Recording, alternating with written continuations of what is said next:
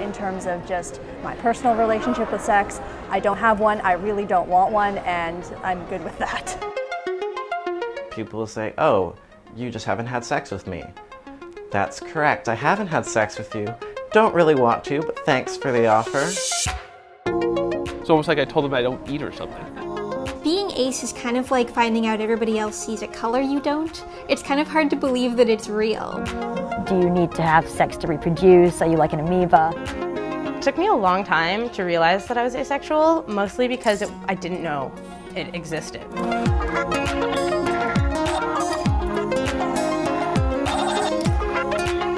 And it was like around the Christmas when I was like 20 years old that I was like, I'm pretty sure that this might be me.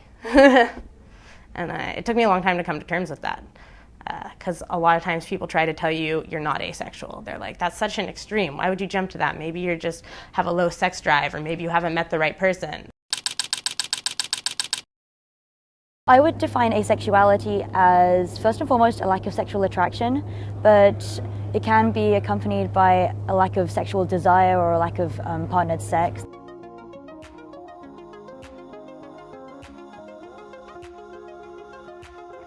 I never have any desire to engage sexually with anyone. I can look at someone and be aesthetically attracted to them, so see that they would be attractive to other people, but that doesn't have any sexual connotation for me.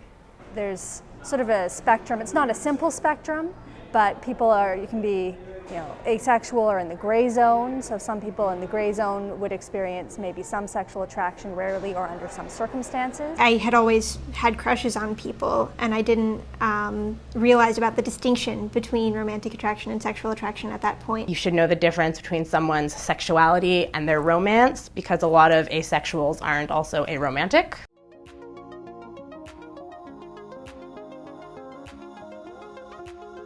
Well, some people experience romantic attraction, a lot of people experience romantic attraction to people of various genders. That's not specific to asexual people.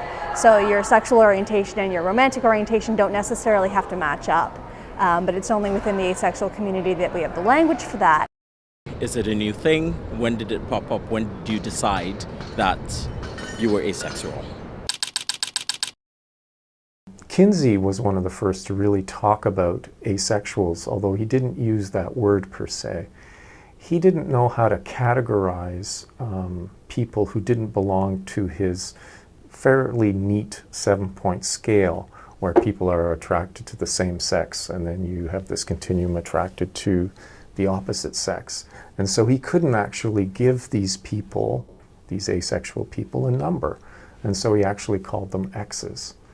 And I was doing some analysis of this probability sample of Britain.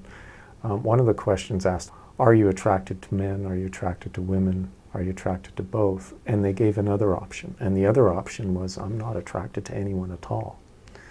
And it just clicked in me that this was the missing fourth category of sexual orientation that really hadn't been studied before in any extensive way. About 1% of that particular sample reported having no sexual attraction to other people, ever. So that's the sort of working figure. Anthony Bogart was really the pioneer as far as academic studies of asexuality goes. The asexual movement really does need the credibility that comes with academic research. It's a very new community as a community. Didn't exist as a community until the internet. Now, the Asexual Visibility and Education Network, which is the largest and most well-known asexual community online, massive forums, message boards, it's most people's first point of contact in the English-speaking world about asexuality. That was founded in 2001, and that's when things really gelled and took off. They don't like boys, they don't like girls, no attraction to anybody? That exists?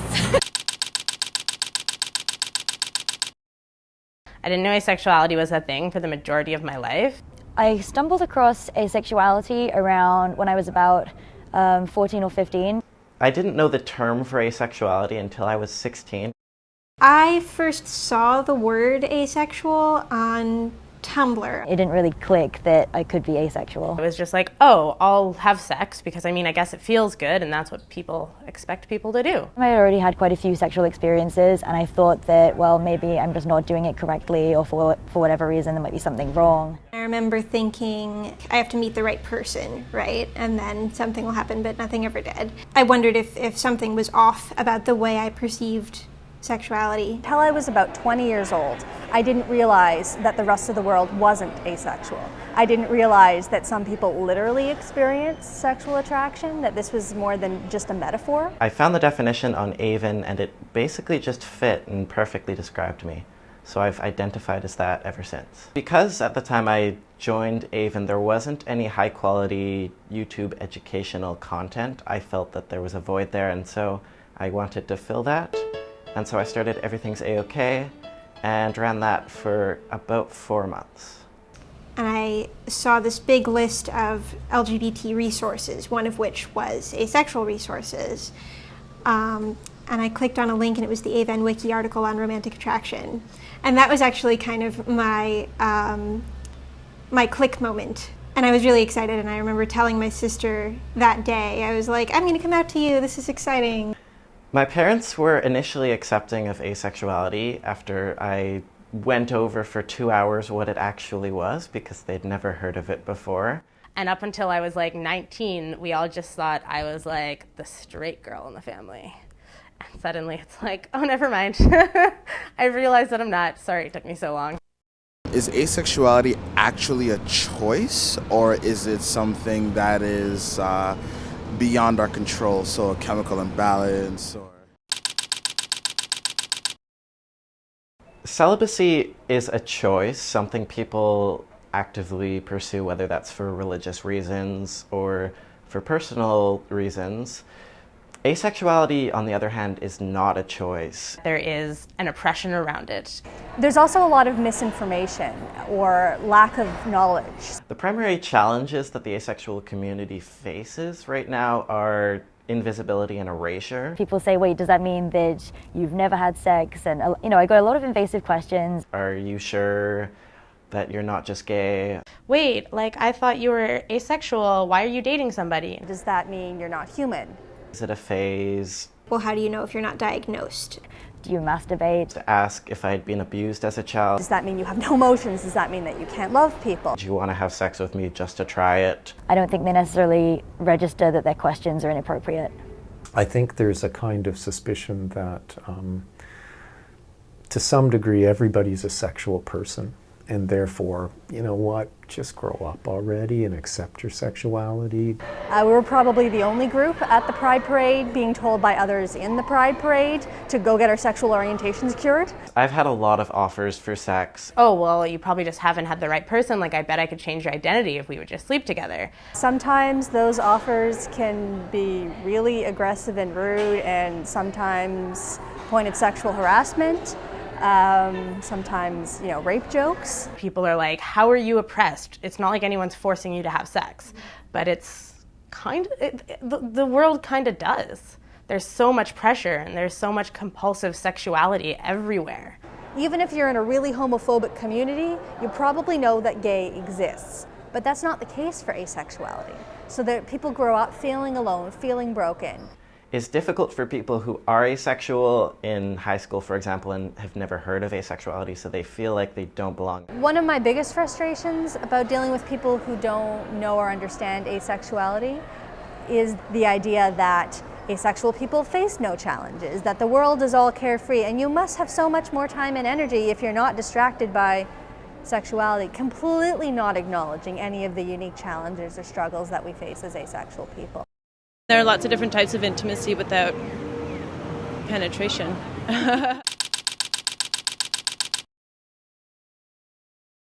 There are a lot of different ways of doing intimacy, and I do have intense relationships, intimate relationships. Right now I have one significant person in my life, and that's definitely an intimate relationship. It's not a romantic relationship. It's in sort of the category, we talk about queer platonic relationships. So those are relationships that are not romantic, but they're also not, they're not adequately or properly described by friendship.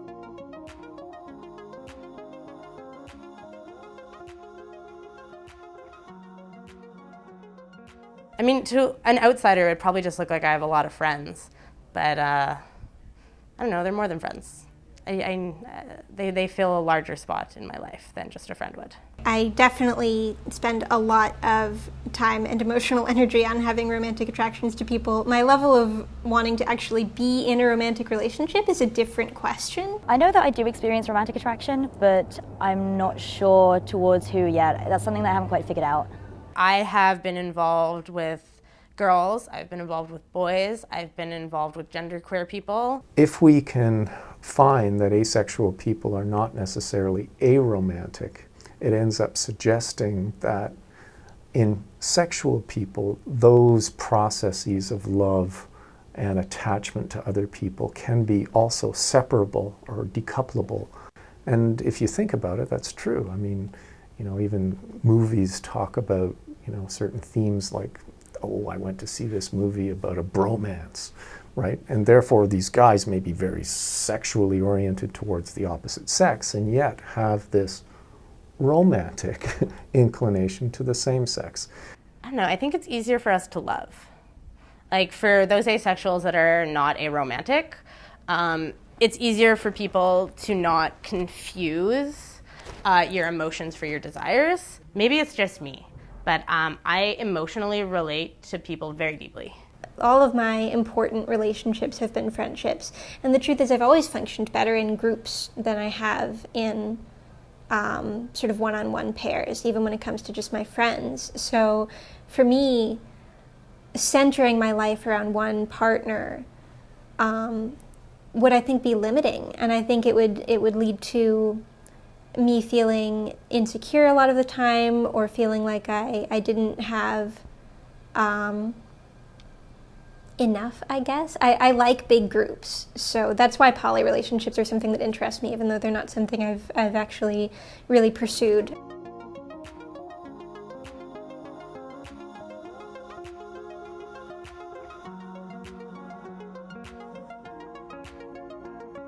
I see multiple people at once. I don't necessarily sleep with all of them, and I don't know if all of them necessarily consider themselves as like seeing me in return, but like to me, I am romantically involved with them. I get romantic needs met from them. We spend time together, we cuddle together, and I can get that from multiple people because I don't need that sexual exclusiveness. Within an intimate setting, I personally would prefer monogamy. I would be fine with having sex and compromising on that standpoint just because I'm not sex averse, but I do realize it's not for all asexuals.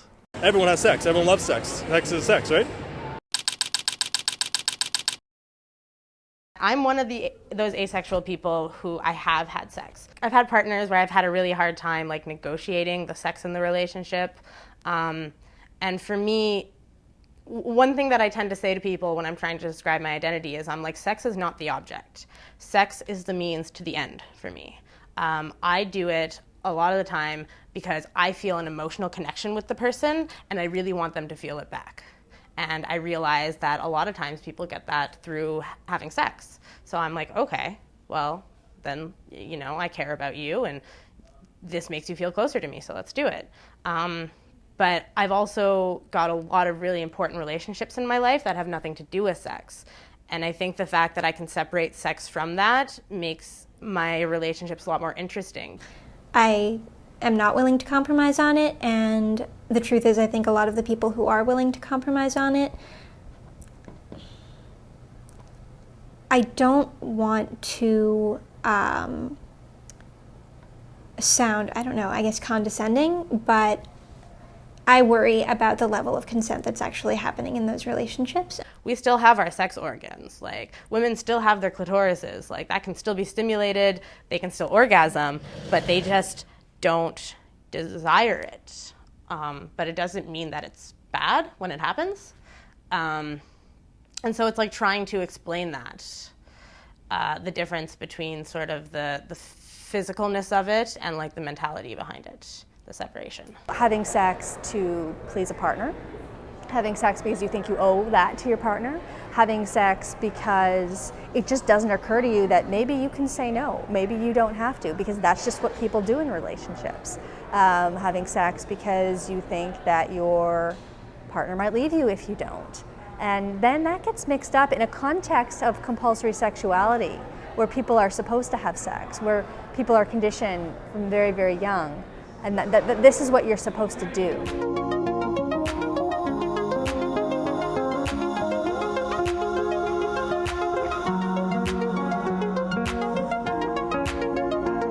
I don't think we're ever going to get to a point where compulsory sexuality is entirely removed, especially because of the media and the over-sexualization of all marketing. If you take a kind of asexual view on our culture, you may go, whoa, this culture is so infused with very strange sexual elements, and ultimately just how saturated our culture is with sex. So we end up seeing sex to some degree for what it is, in terms of it being, yes, this passionate, very enjoyable activity that many people really, really are interested in. But it also is a bit mad. It is a bit strange. And we end up seeing, from an asexual person's perspective, just how mad it truly is to some degree, even if the sexual people suffer from it gladly. Challenging compulsory sexuality is something that benefits everyone. And I think that plenty of people who don't identify on the ace spectrum would benefit from knowing that sex is not a necessary requirement in romantic relationships, that from having just a better understanding of your right to say no, and I think being able to define your feelings in that way can really be freeing in terms of how you see your relationships and how you see your life. Are you happy? And that's all that matters. I think as far as asexuality goes, we're really on the tipping point as far as overall asexual awareness goes. Just as the trans community had their big break, I guess, just within the last year, we have Laverne Cox on TV now, and we have all of these different issues related to trans people finally having some visibility within general society. I think asexuality is following very closely behind, and we're not too far away from having the same kind of widespread visibility. People need to agree and to get behind the idea that we are a diverse community, and that some people experience certain things and some people don't, and all of these people need to be included under the umbrella of asexuality when we talk about it. What I personally would love to see eventually is for us to be talking to mental health practitioners and to be talking to other health practitioners, because I think that's one of the major areas where people need to know about this, because a lot of ACEs have experiences of having been invalidated in therapy settings and in healthcare settings. Because asexual people, we are out there, we exist, and we're not going to get this knowledge and information. We're not going to find each other. We're not going to come to understand ourselves unless the tools are out there. The idea that sex is not only natural and normal and important for everyone and a part of humanity and connected with intimacy and something that you must participate in. Having this conversation and unpacking that and challenging that is something that can be beneficial, I think, to everybody. Just by studying asexuality, we understand sexuality better. I think if people want to have sex, they should have sex. They can have sex with whoever they want, but also don't make people feel broken because they don't want to have sex. And I think that if I could get anything across, that's what I want to get across, because I've talked to other asexuals, and that is like one of the biggest things, is that before we kind of figure out who we are or like that we have a community, we feel broken. Because society tells us we're supposed to feel this way and we don't. And it's almost like there's something missing and we're doing something wrong, and it's really isolating and painful. If someone is not distressed about their lack of sexuality and their lack of sexual inclinations to others, and they're comfortable with themselves, then I don't construe it as a problem. I'm fine with my own asexuality, and if there were to be a cure, I don't think I'd want to pursue that, just because asexuality isn't something that needs to be fixed. Asexy and we know it. Asexy